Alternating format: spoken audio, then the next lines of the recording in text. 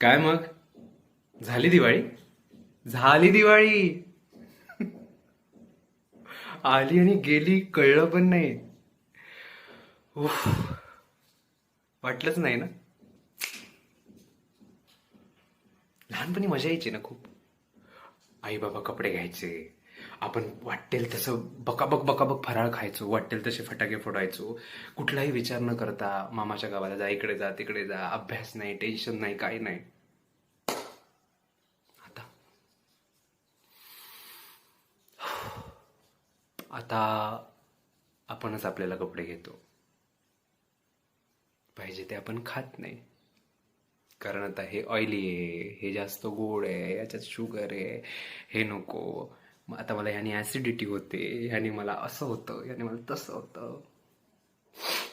फटाक्यांमध्ये रस राहत नाही, कारण माहिती असतं प्रदूषण होतंय. खूप ठरवतो ना आपण कधी कधी की आपण असं करू, तसं करू, हे करू, पुढच्या वर्षी दिवाळीला ते करू, हे करू. काही गोष्टी नाही ना झाल्या, ठीक आहे, दॅट्स फाईन. पुढच्या वर्षी, पुढच्या सणाला होईल, कराल, नक्कीच कराल.